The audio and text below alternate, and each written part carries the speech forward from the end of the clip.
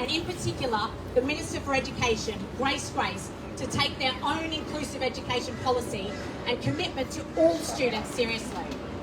We want Grace to act immediately to commit to genuine reform of our education system before another generation of students falls victim to the exclusion, neglect and failures of the current broken system.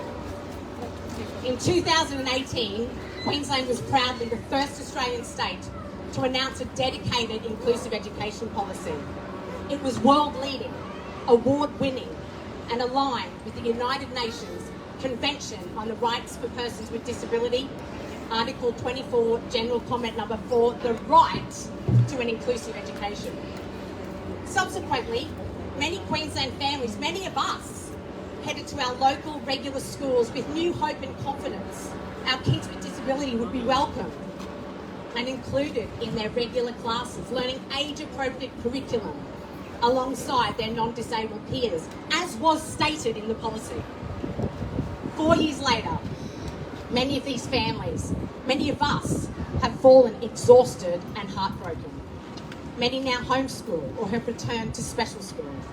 The future for our children feels uncertain, and the task of ensuring that we are still connected to the local community and have the future that they absolutely deserve feels so much more out of reach. Many people have asked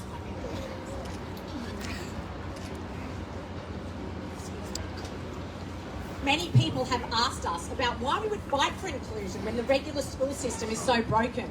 So we should be very clear here. We are not rallying just so children with disability have access to the schools which they have been traditionally excluded from. Instead, this is about transforming our schools from top to bottom so they can accommodate and value the richness and wonder of human diversity. The government will say that parents want choice, but where's the choice when our families are turned away? Our kids are exhausted and traumatised. We can't trade away a human right for a fake choice that is disillusioned and not supported by any evidence. All students deserve a high-quality, inclusive education. They deserve to be welcomed and supported in their local regular schools, to all learn side by side without exception. They deserve fully resourced and quality education, quality teaching, and to participate fully in the life of the school. They deserve to have their human rights to an inclusive education upheld, which 60 years of evidence shows is beneficial to us all.